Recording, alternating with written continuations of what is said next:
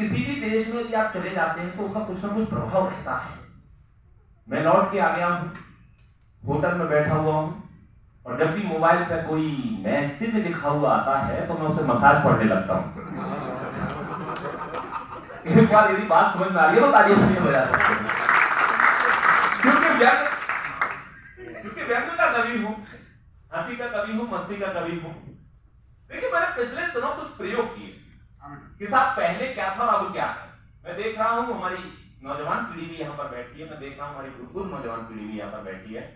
मैं बुजुर्गों को भूतपूर्व नौजवान कहता हूं क्योंकि बुजुर्ग कहने से आजकल लोग बुरा मान जाते हैं। मैं आपको बताता हूं, आदरणीय अंजुला जी, आपको नमस्कार।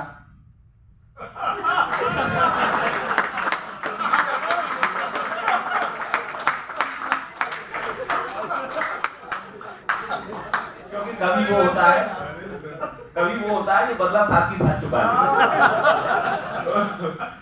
है।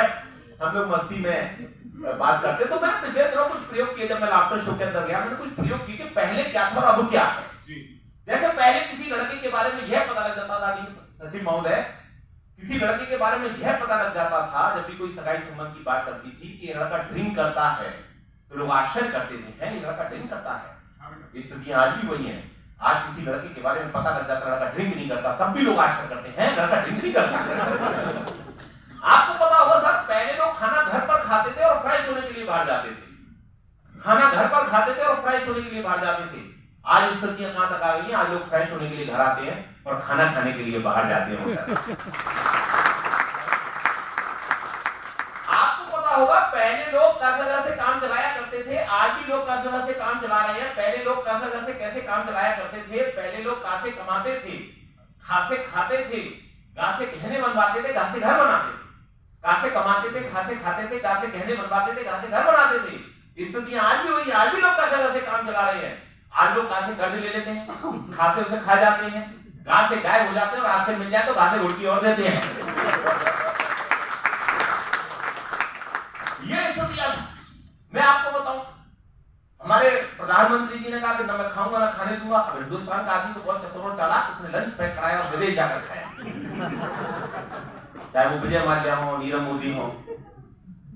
तो साहब मैं आपको बताता हूं, मैं बहुत सारे चैनलों पर आता हूं, तो एक बार आज तक पर एक बार वो पट्टी चल रही थी, तो उसमें लिखा हुआ रहा था कि विजय माल्या को भारत लाने का रास्ता साफ। तो मैंने चैनल वालों को फोन किया, मैंने उससे पहले जान रहता था क्या? मैंने साहब विजय माल्या जी को फोन मैसेज किया, मैं कर सकता हूं क्योंकि मैं उनका प्रोडक्ट यूज करता हूं। तो साहब एक और तालियां बजाइए। तो साहब मैंने उनको फोन, मैंने उनको मैसेज किया, मैंने कहा भाई आप हिंदुस्तान आओ ना आओ, पैसा लौटाओ ना लौटाओ, पर मैंने कहा अपना नया साल का कैलेंडर मुझे बराबर भिजवा दे।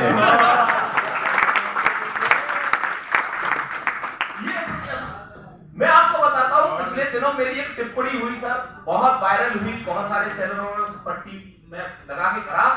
मैंने कहा कि पहले कोई गरीब आदमी, आज भी कोई गरीब आदमी यदि बैंक से लोन लेता है और उसे नहीं चुका पाता तो वो जेल जाता है, और जब कोई अमीर आदमी बैंक से लोन लेता है और उसे नहीं चुका पाता तो वो विदेश जाता है।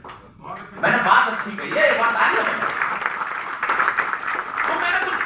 बस मैंने उसी पर, मेरी एक वायरल रचना है जो बहुत सारे चैनलों पर रही है, मैं उस रचना को जरूर पढ़ना चाहूंगा कि जब भी मौसम गर्म या सर्द रहता था, पुराना रोग था, घुटनों में दर्द रहता था, बड़े जतन किए पर अच्छे से चल नहीं पाए, हमने जोड़ों के दर्द के लिए खूब च्यवनप्राश खाए, फिर अचानक हमने एक बैंक से मोटा लोन लिया और बदले में सामने वाले को संतुष्ट भी किया। अब मेरे पैरों में इतनी ताकत आ गई है कि मैं पर्वत तक लांघ सकता हूं, मैं बैंक का पूरा पैसा लेकर विदेश भाग सकता हूं। पहले क्या था और क्या है?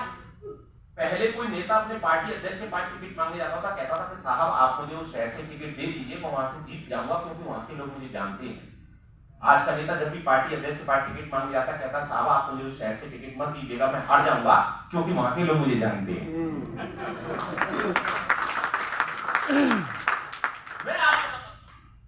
एक तो मुझे बहुत अच्छा लगा सर कि आपने एक हिंदी का इतना बड़ा अनुष्ठान कराया, एक कवि सम्मेलन कराया। आप चाहते तो सोनू निगम की नाइट भी करा सकते थे लेकिन आपको भी पता था इतने बजट में सिर्फ कवि सम्मेलन ही हो सकता है।